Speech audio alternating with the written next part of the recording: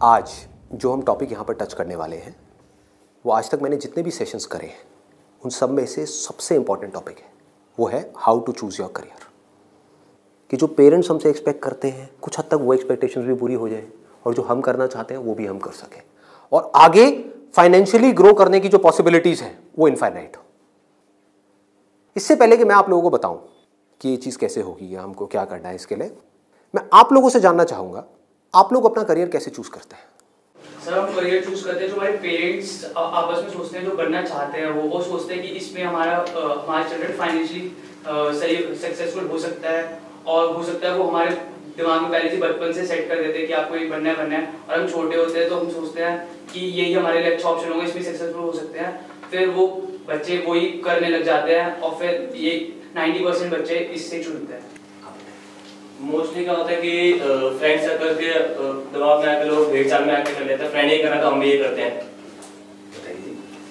Sir basically जो होता है वो पेरेंट्स हमारे बोलते हैं कि 2 साल पहले उसने वो करा था, आज वो सक्सेस है। वो जो है तेरे बड़े भैया जो है वो आज यूएस में बैठे हैं, ये जॉब कर रहे हैं। तो बेसिकली ये कहते हैं कि तू भी ये कर ले, तू भी उसकी तरह स्टैंड हो जा। कोई इंटरेस्ट के बारे में बात नहीं करता कि हमारा इंटरेस्ट किसमें है किसमें नहीं है। बट सर वो पेरेंट्स जब हमसे पूछते हैं कि आप ये नहीं करना वो नहीं करना तो बताओ क्या करना है, तो सर कई बार ये भी होता है कि हमारे पास ही जवाब नहीं होता, हम क्या करें, हमें यही नहीं पता होता।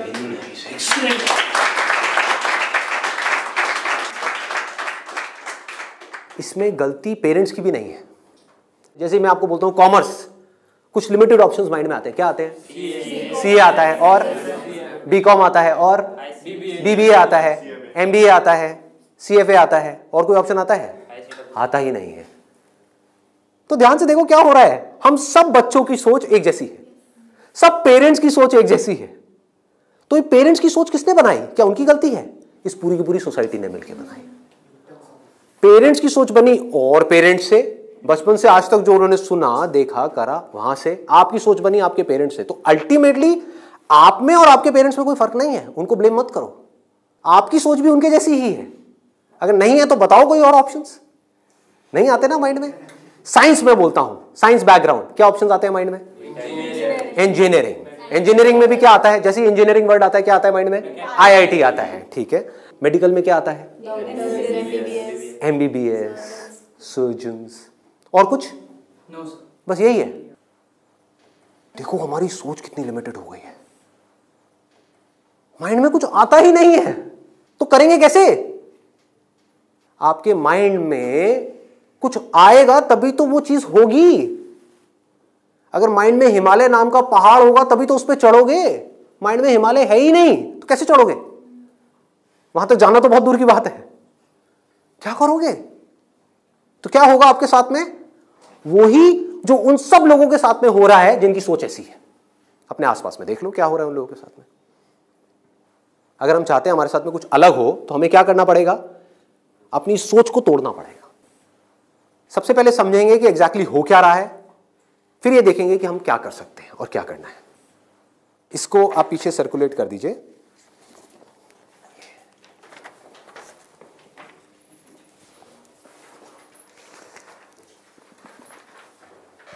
इसमें लिखा है how to choose a career. अच्छा, पढ़ाई में हमको आगे बढ़ने के लिए, मान लो जैसे मैंने बोला साइंस बैकग्राउंड, तो माइंड में क्या आया? इंजीनियरिंग आया, इंजीनियरिंग से आईआईटी आया, आईआईटी से कोटा आया, या और ये जो तैयारी वाले इंस्टीट्यूट्स हैं वो आए, वहाँ पर जाओ, जा करके तैयारी करो, यही सब होता है। तो अब अगर आपको इस रास्ते पे सक्सेसफुल होना है, कि मतलब आपको आईआईटी में पहुँचना है, आईआईएम्स में पहुँचना है, मेडिकल में टॉप कॉलेज में पहुँचना है, तो क्या चाहिए? हार्डवर्क से काम हो जाएगा। आराम से सोचो, आराम से सोचो।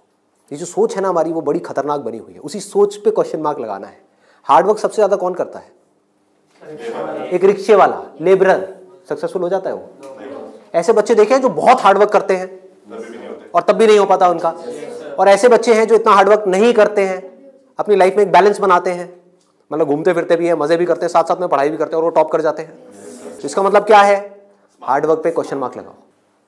हार्डवर्क इंपॉर्टेंट है, लेकिन हार्डवर्क भी अगर सही डायरेक्शन में ना किया जाए तो बकवास है। समझ रहे हो? सक्सेस यहां है, आप वहां भाग रहे हो पूरी जान लगा करके पागलों की तरह, कभी सक्सेसफुल हो सकते हो? हार्डवर्क तो कर रहे हो, क्यों नहीं हो सकते? डायरेक्शन ही गलत है। सबसे पहले क्या चाहिए? एक सही डायरेक्शन चाहिए, सबसे पहले, मोस्ट इंपॉर्टेंट। मतलब कि जिस डायरेक्शन में हम भाग रहे हैं, पहले हमको उसको समझना है कि हम सही डायरेक्शन में भी भाग रहे हैं या इसलिए भाग रहे हैं क्योंकि सब भाग रहे हैं। या ये कहो, हो सकता है ये जो सब भाग रहे हैं उसमें से कुछ लोगों के लिए वो डायरेक्शन सही हो, हमारे लिए गलत हो। समझ पा रहे हो? पता कैसे चलेगा कि कैसे पता लगेगा? एक्सीलेंट। देखो क्या है, सिर्फ 2 पैरामीटर्स हैं जिसके ऊपर हमको दिमाग लगाना है। एक है कंपटीशन, एक है कंसंट्रेशन पावर। जहां पर भी कंपटीशन ज्यादा है, मतलब क्या है कि वहां पर लाखों बच्चे ट्राई कर रहे हैं, होना कितनों का है? 1%, 2%, 3%। रियलिटी है। मैं कुछ भी हाइपोथेटिकल बात नहीं करूंगा। क्या ये जो लाखों बच्चे ट्राई करते हैं, कोई भी ये सोच करके ट्राई करता है, लाखों रुपए जा करके कोचिंग इंस्टीट्यूट में स्पेंड करता है कि मेरा नहीं होगा? देखो कितना मजेदार है। मतलब लाखों को यह लग रहा है कि हमारा हो जाएगा।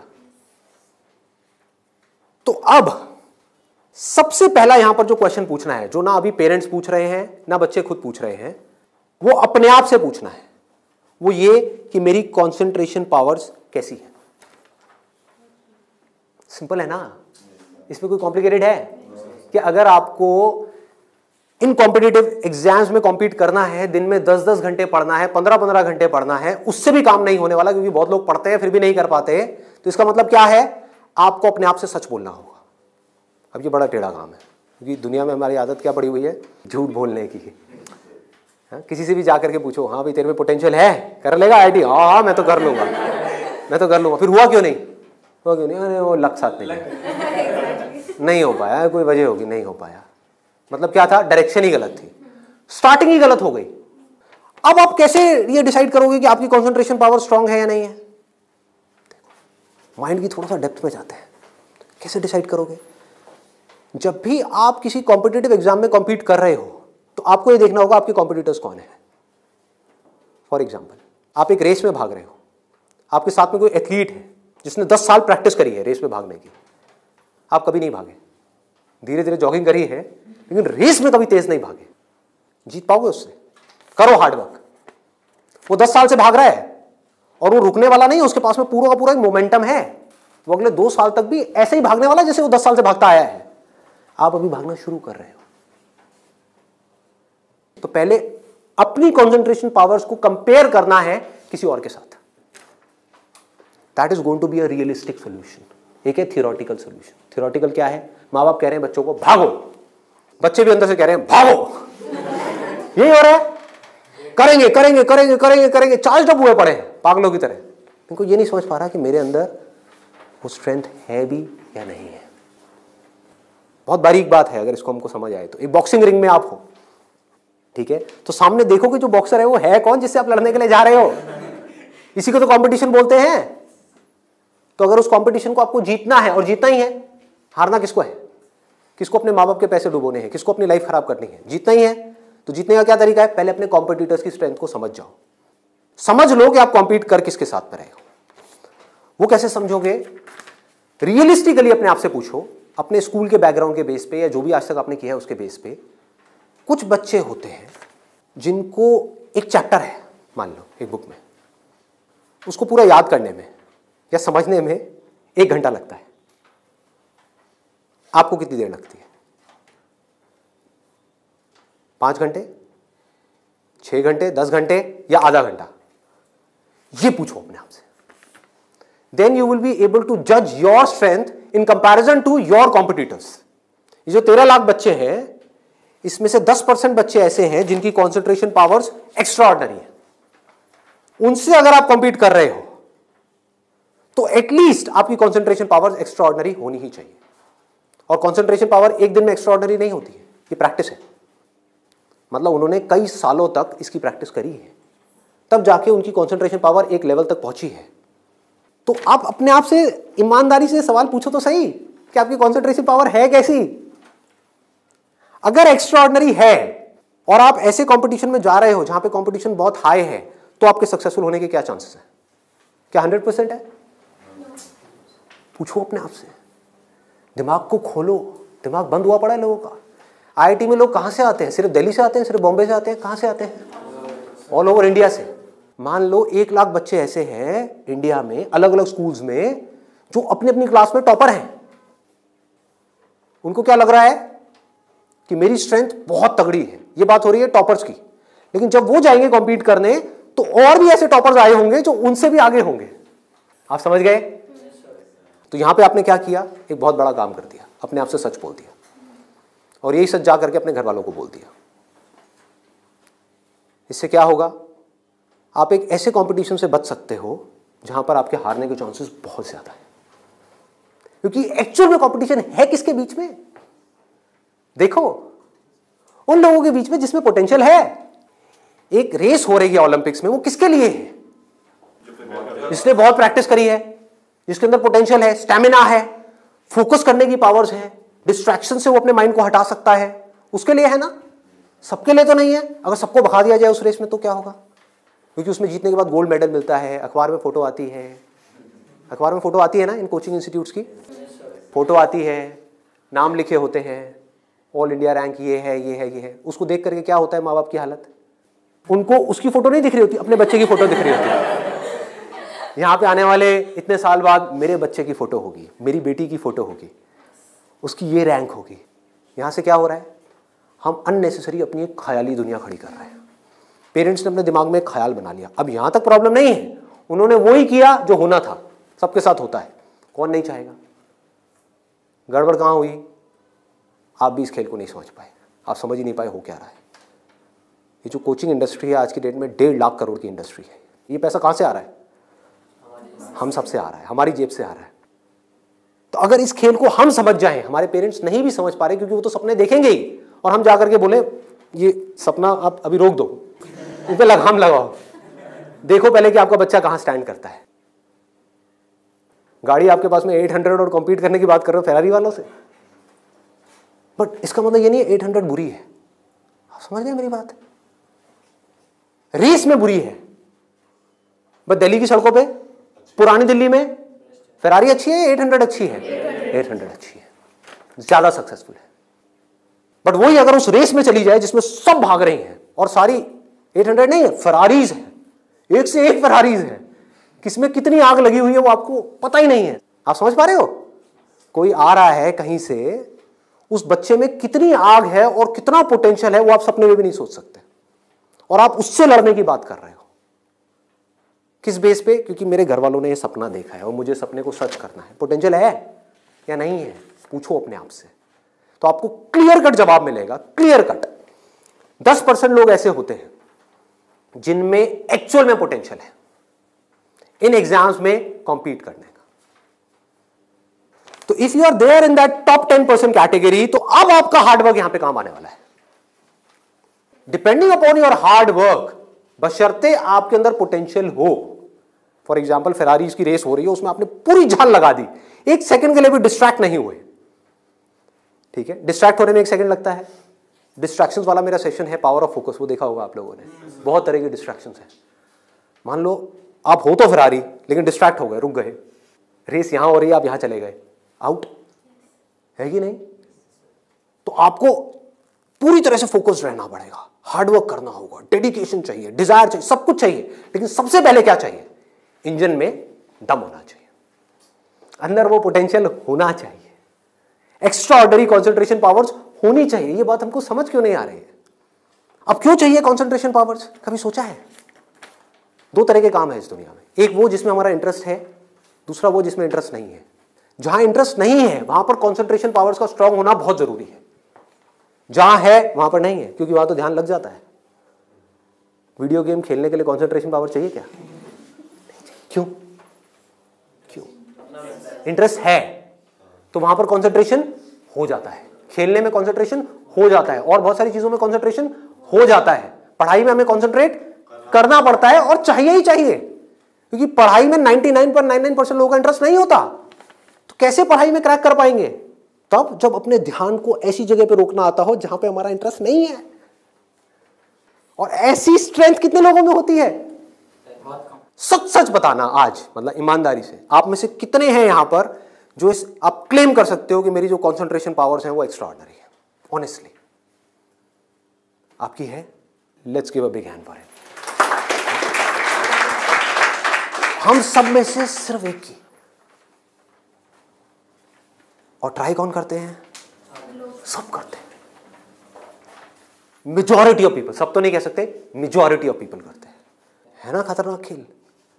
और एक बहुत बड़ी चीज हुई है अभी यहां पर, आप में से सिर्फ एक ने अपना हाथ उठाया, बाकियों ने नहीं उठाया। इसका मतलब आपने क्या किया? सच बोल दिया, एक्सेप्ट कर लिया। अगर अपने घर पे भी एक्सेप्ट कर लो तो क्या होगा? खेल शुरू होने से पहले ही खत्म हो जाएगा।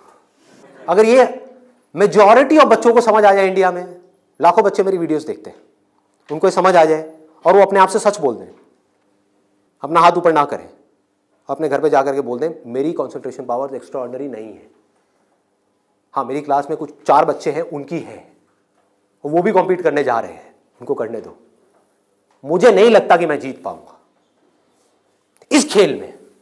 हाँ, कुछ और ऐसे खेल हैं जहां पर मैं फाड़ दूंगा। तो क्या होगा? अब क्या आपके पेरेंट्स भेजेंगे आपको? पहले ही बोल दो, आपने भेजना है भेज दो, लेकिन आपका पैसा डूबेगा। 5 लाख डुबोने हैं, डुबो दो। भेजना है भेज दो, मुझे पता है मेरा नहीं हो पाएगा।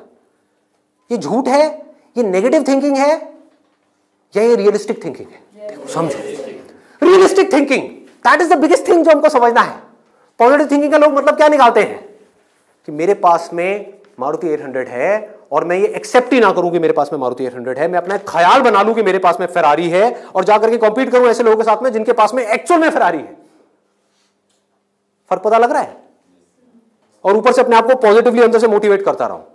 घर वाले भी मुझे रोज फोन करके, नहीं बेटा तू कर सकता है, कर सकता है, कर सकता। रियलिटी को देखो ही ना, अपनी स्ट्रेंथ को देखो ही ना, अपनी आंखें बंद कर लो, सच बोलो अपने आप से। जीत सकते हो तो लड़ो, नहीं जीत सकते तो कोई ऐसी जगह पे जाओ जहां पे आप जीत सकते हो, या बेटर स्टिल जहां पे कोई कंपटीशन ही ना हो। आगे बढ़ते हैं। दूसरा क्या है? ये तो हो गई पहली कैटेगरी, एक्स्ट्रा ऑर्डिनरी, जो यहां पर अभी कोई भी नहीं मिला, सिर्फ एक मिला है। दूसरा है ऑर्डिनरी। 90% लोग एक क्लास में, 90% स्टूडेंट्स इंडिया में वो इस सेगमेंट में आते हैं। अब मजे की बात क्या है, ये जो कोचिंग इंस्टीट्यूट्स हैं, इनकी दुकानें कैसे बच्चों से चल रही है? ऐसे बच्चों से। कुछ रोल मॉडल्स दिखा करके, देखो हमारे इंस्टीट्यूट से ये है, उन्होंने ये कर दिया, जनता को लेकर के आएंगे, जितनी ज्यादा भीड़ आ जाए उतना अच्छा। तो इस पूरी प्रॉब्लम को अगर सॉल्व करना है तो कौन करेगा? एक स्टूडेंट ही कर सकता है। आप चाहो तो स्टैंड ले सकते हो। स्टैंड मतलब क्या? सच बोल दो। ऑर्डिनरी लोग 90% ये कहां जा रहे हैं? हाईली कॉम्पिटिटिव फील्ड्स में जा रहे हैं। क्यों जा रहे हैं? क्योंकि सब जा रहे हैं, क्योंकि उन्हें लग रहा है कि मेरा हो जाएगा। मैं ये नहीं कह रहा कि अगर आप ऑर्डिनरी हो और एक हाई कॉम्पिटिशन वाली फील्ड में जा रहे हो तो आपका नहीं होगा। I am not saying that the possibility is 0%, I am saying possibility is 1%। Genuine है, वो भी तब है अगर आप मेहनत करो तो। अगर वहां जाकर के मेहनत ही ना करो तब तो बिल्कुल नहीं होगा। अगर आप बहुत मेहनत करो तो 1%। क्योंकि मैं हिम्मत नहीं तोड़ूंगा ऐसे लोगों की। लाखों ऐसे स्टूडेंट्स हैं जो आज की डेट में ऐसा कर रहे हैं। बट ये वीडियो मैं सिर्फ अभी करंट सिचुएशन के लिए नहीं बना रहा, मैं आगे तक देख रहा हूँ। आने वाले 20 साल, 50 साल, 100 साल आगे तक देख करके चल रहा हूँ कि इंडिया की प्रॉब्लम्स का अगर हमको सोल्यूशन निकालना है, अनएम्प्लॉयमेंट का सोल्यूशन निकालना है, डिप्रेशन का सोल्यूशन निकालना है, तो वो सोल्यूशन क्या है? मेरी सोच वहां पर चल रही है। इसकी वजह से होगा क्या? अभी जो ऑलरेडी ऐसे ऑर्डिनरी स्टूडेंट्स हैं और वो ऐसी जगह पे चले गए हैं, तो उनकी हिम्मत टूट जाएगी इस वीडियो को देख करके। तो मैं उनको क्या कहूँगा? उम्मीद है, लगा दो जान। बस साथ में क्या कहूँगा उन पेरेंट्स को जो अब ऐसा गेम खेलने वाले हैं, उन स्टूडेंट्स को क्या कहूँगा? मोस्ट इंपॉर्टेंट जो मुझे देख रहे हैं, बड़ा सिंपल है कि अपने पेरेंट्स को जाकर के कहो मुझे नहीं लगता कि मेरे में पोटेंशियल है, मुझे नहीं लगता कि मैं कर पाऊंगा। हाँ, 1% चांस है।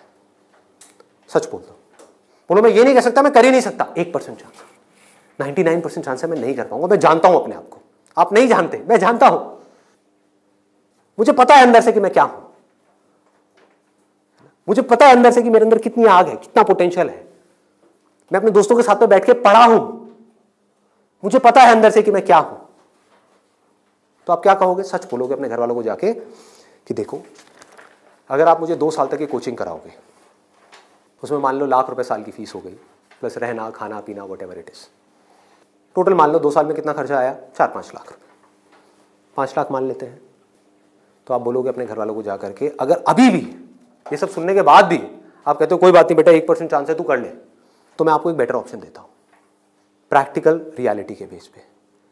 यहां पे अगर आपके पेरेंट्स आपके ऊपर दाव लगाते हैं, जीतने के चांसेस क्या है पेरेंट्स के? 1:100। इससे बेटर ऑप्शन क्या है? गोवा जाओ। Seriously, I am serious about it, मजाक नहीं कर रहा। गोवा जाओ, वहां पे कैसीनोज हैं। वहां पे अगर आप 5 लाख रुपए लगाते हो, एक रूले करके गेम है, पता है आप लोगों को?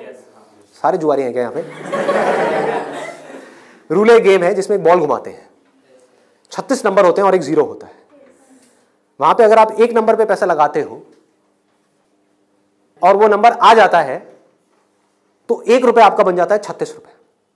जीतने की प्रोबेबिलिटी क्या है? 1:37। यहां पर क्या है? 1:100। वहां पर क्या है? 1:37, मतलब इससे डबल से भी ज्यादा है। तो अपने पेरेंट्स को सजेशन दो कि जुआ खेलना ही है तो ये बेटर ऑप्शन है, खेलते हैं ना। मेरी जिंदगी क्यों दांव पे लगा रहे हो? मुझे तो बचने दो। अरे खेलना है तो मिलके खेलते हैं। जाओ अपने पेरेंट्स के साथ में, उनको गोवा लेकर के जाओ, अपनी पार्टी करना, और एक दिन जाना ले आकर के 5 लाख रुपए एक टेबल पे रख देना। अगर वो नंबर आ गया तो कोई भी नंबर चूज कर लो। आपके पेरेंट्स चाहते हैं आप नंबर 1 पे आओ, ऑल ओवर इंडिया में आपकी नंबर 1 रैंक आए, तो 1 नंबर पे पैसा लगाओ जुए में। वहां भी 1 नंबर पे पैसा लगा रहे हैं, यहां भी 1 नंबर पे पैसा लगाओ। अगर वो 1 नंबर आ गया तो कितना मिलेगा 5 लाख का? 1,80,00,000। 1,80,00,000 उसको उठा करके बैंक में एफडी कराओ। कितना इंटरेस्ट आएगा? 12%। तो अब टाइम गया। आप मान लो टैक्स वैक्स काट के 7-8% भी आ गया आपके हाथ में। महीने का ₹1,00,000, साल का 12 लाख रुपए। सोचो क्या ये प्रैक्टिकल है या नहीं है? जो बात मैंने बोली है थियोरेटिकल है, प्रैक्टिकल है। वहां भी जुआ है, यहां भी जुआ है। आप भी बोल रहे हो हाँ शायद मेरा हो जाएगा, पेरेंट्स भी कह रहे हैं हाँ शायद इसका हो जाएगा। प्रोबेबिलिटी हमारे सामने है, आपके होने की जो प्रोबेबिलिटी है वो हमारे सामने है। हाँ अगर आप एक्स्ट्राऑर्डिनरी में हो तो बात अलग है, मैं उसकी बात नहीं कर रहा। वहां पर आ गई 10% से 100%, तो वहां पर जुए का कोई कंपैरिजन नहीं है, ठीक है ना। बट अगर आप ऑर्डिनरी में हो और वहां पर जाकर के आप कॉम्पीट कर रहे हो, इससे बेटर ऑप्शन है जुआ। और घर वाले कहेंगे पैसा डूब गया तो जुए में, तो बोलो वो तो यहां भी डूब रहा है। हाँ? यहां भी तो डूब रहा है। फर्क क्या है? इसको बोलते हैं एक रियलिटी के बेस पर समझ करके सोच करके लिया हुआ डिसीजन। तो अब तीसरा ऑप्शन क्या है हमारे पास में? कोई ऐसा करियर चूज करो, देखो कितना मजेदार है, जहां पे आपको कंसंट्रेशन पावर की जरूरत ही ना हो, not required. If you love singing, concentration power चाहिए क्या? नहीं चाहिए, हो जाएगा। किसी खेलने में इंटरेस्ट है तो वहां पे कंसंट्रेशन पावर बहुत स्ट्रांग चाहिए क्या? हो जाएगा, घंटों तक हो जाएगा। एक है कंसंट्रेट करना पड़ता है, एक है कंसंट्रेशन हो जाता है। दोनों में बहुत फर्क है। इंटरेस्टिंग है तो कंसंट्रेशन हो जाता है, इंटरेस्टिंग नहीं है, बोरिंग है तो कंसंट्रेट करना पड़ता है, फिर चाहे वो पढ़ाई हो चाहे जॉब हो। ये छोटी सी सोच चाहिए, समझ चाहिए। अब यहां पे क्या चलेगा? इन फील्ड्स में कंपटीशन क्या है? आर्ट हो गया, स्पोर्ट्स हो गया, कोई भी क्रिएटिव फील्ड हो गई, वहां पर कंपटीशन क्या है? बहुत ज्यादा है उन लोगों के लिए जो मीडियोकर है। लेकिन अगर आपके अंदर टैलेंट है, कोई कंपटीशन नहीं है, क्योंकि दोनों को आपस में कंपैरिजन किया ही नहीं जा सकता, कोई नंबर्स नहीं है ना। ध्यान से समझो, जैसे आप किसी एग्जाम में जाते हो तो एक कंपेयर किया जा सकता है आपको किसी से, क्योंकि आपके आए 90%, किसी और के आए 99%, तो कंपैरिजन है। टैलेंट में क्या है? आपके अंदर एक तरह का टैलेंट है, किसी और के अंदर और कोई तरह का टैलेंट है। आप जो कर सकते हो वो नहीं कर सकता, वो जो कर सकता है वो नहीं कर सकता।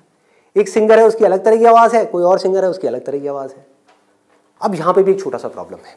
प्रॉब्लम क्या है यहां पर? प्रैक्टिकली आप लोग बताओ कि प्रॉब्लम क्या है यहां पर इस तरह का कुछ करने में? स्कोप क्या होगा, क्या नहीं होगा? देखो अगर टैलेंट हो तो स्कोप होगा या नहीं होगा?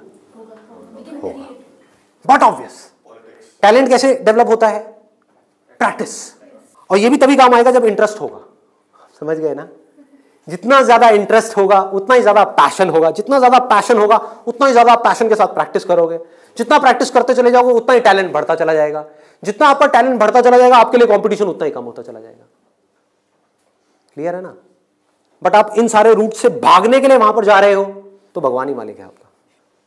समझ गए? पढ़ाई के टॉर्चर से बचने के लिए जबरदस्ती कोई ऐसा काम नहीं है जो आपको बहुत इंटरेस्टिंग लगता है फिर भी आप कर लो, आप कहो हाँ ये सही है, तो आपका वही हाल होगा जो वहां पे कंपटीशन में बाकी लोगों का हो रहा है। मतलब आपको जेन्युइनली चूज करना होगा कोई ऐसा interest which you are extremely passionate about, extremely passionate about. ठीक है, इससे भी एक स्टेप आगे बढ़ते हैं। यहां पे प्रॉब्लम एक है बहुत सिंपल सी, जो मेरे पास में कमेंट्स आते हैं कि हमें पता ही नहीं है कि ऐसा इंटरेस्ट क्या है। I don't know what that interest is. मेरे लिए ऐसा कोई इंटरेस्ट नहीं है, कोई ऐसा टैलेंट नहीं है, कोई ऐसी स्किल नहीं है जो मैं कह सकूं कि हाँ इसके बेस पे मैं अपनी पूरी लाइफ स्टेक पे लगा सकता हूं। उनके लिए क्या सोल्यूशन है?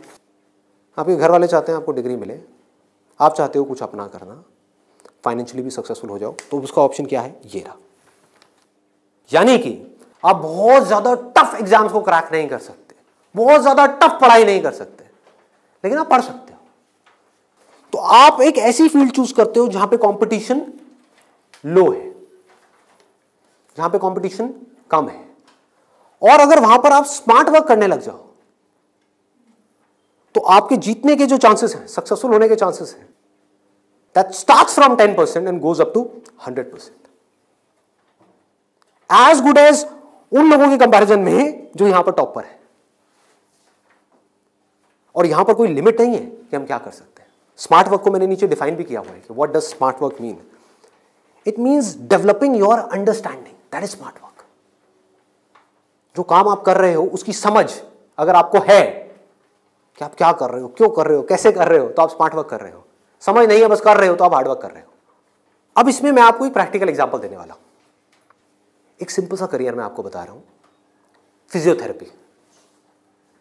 सुना इसके बारे में सबने? अभी कुछ दिन पहले मेरी नेक में थोड़ा सा पेन हुआ, मैंने गूगल पे जाकर के सर्च किया physiotherapy services at home in my area. Locality मैं नहीं बताऊंगा नहीं तो लोग मेरे घर आ जाएंगे। तो मैंने सर्च किया, वहाँ पर ऊपर कुछ लिस्टिंग्स आई, कुछ वेबसाइट्स आई, उसमें एक डॉक्टर का नाम मुझे मिला, उनकी मैं वेबसाइट पे गया, वहाँ जा करके उन डॉक्टर के बारे में मैंने 2-3 मिनट पढ़ा, समझा, मुझे अच्छा लगा पढ़ करके, समझ करके। उनको फ़ोन किया, वो मेरे घर पे आए, उन्होंने मुझे 7 दिन तक फिजियोथेरेपी ट्रीटमेंट दिया। वो एक ट्रीटमेंट का लेते हैं 500 से 700 रुपये, कई बार 1000 रुपये भी लेते हैं, depending upon the complications and time involved. मेरे से उन्होंने लिए 500 रुपये। मैंने उनसे पूछा कि आप दिन में ऑन एन एवरेज कितने ट्रीटमेंट्स करते हो? उन्होंने कहा एक दिन का ऑन एन एवरेज मैं 8 से 10 ट्रीटमेंट्स करता हूँ। मैंने कैलकुलेशन करी, दिमाग चलाया, 8 से 10 का मतलब क्या हुआ? 4 से 5,000 रुपये एक दिन का, एक महीने का नहीं, एक दिन का। कितना हो गया एक महीने का? लाख से 1.25 लाख रुपए।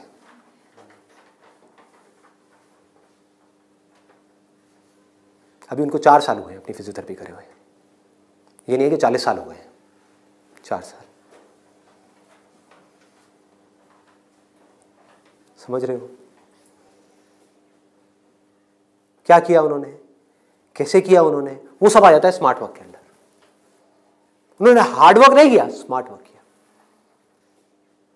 ज्यादातर लोग क्या करते हैं, एक हाईली कॉम्पिटिटिव फील्ड के अंदर जाकर के कॉम्पीट करते हैं, वहां होता है नहीं, जाकर के किसी लोकल कॉलेज में फंस जाते हैं, वहां से निकल करके जॉब के लिए धक्के खाते हैं। इसके आगे सोच बढ़ ही नहीं पाती है। जॉब नहीं मिल रही तो दुखी हो जाते हैं, उसके बाद में जब बहुत टाइम तक जॉब नहीं मिल रही होती तो जो भी जॉब होती है, जैसी भी जॉब होती है, कर लेते हैं। होता है प्रैक्टिकली ऐसा है? नहीं होता है। पढ़ाई करिए किसी फील्ड में, जॉब कर रहे हैं किसी और फील्ड में, मतलब जो वो पढ़ाई करी वो बेकार हो गई। स्मार्ट वर्क किसे कहते हैं? आप एक फिजियोथेरेपी कॉलेज में गए, कोई टॉप कॉलेज नहीं जहां पे अगेन कंपटीशन है, किसी लोकल कॉलेज से। क्योंकि कोई भी जब फिजियोथेरेपी कराता है तो पूछता नहीं आपने कौन से कॉलेज से किया है। मैंने नहीं पूछा, कोई नहीं पूछता।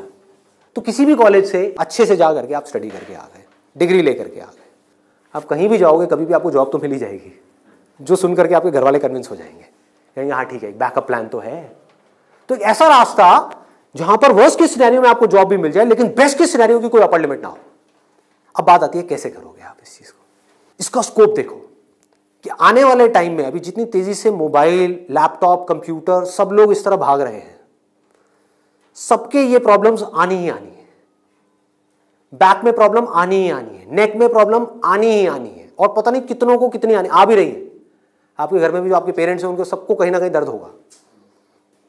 तो आपने पहले तो ये समझा कि हाँ, इसका स्कोप कभी कम नहीं होने वाला, बढ़ने ही वाला है। ठीक है, इसमें कंपटीशन भी बढ़ेगा जब स्कोप ज्यादा है तो, लेकिन किन लोगों के लिए बढ़ेगा? जो हार्ड वर्क कर रहे हैं, लेकिन जो स्मार्ट वर्क को समझ पा रहे हैं वो कुछ भी कर सकते हैं। तो आप क्या कर सकते हो? आपने कहा कि सिर्फ इससे काम नहीं चलने वाला, वो मुझे समझ आ रहा है, जैसे मैंने फिजियोथेरेपी का किया, सिर्फ इससे काम नहीं चलने वाला, तो इसके साथ में कुछ और चीजें भी हैं जो मुझे सीखनी पड़ेंगी। क्या सीखना पड़ेगा? जिसका हो सकता है इससे डायरेक्ट कोई कनेक्शन ना हो। 1 महीने का छोटा सा कहीं से वेबसाइट डेवलपमेंट का कोर्स कर लिया, और ऑनलाइन मार्केटिंग का, कि ऑनलाइन मार्केटिंग कैसे करते हैं। गूगल में जब भी आप कुछ सर्च करते हो तो वहां पे एड्स आती हैं, उसको बोलते हैं गूगल एडवर्ड्स। ये किस तरह से काम करता है?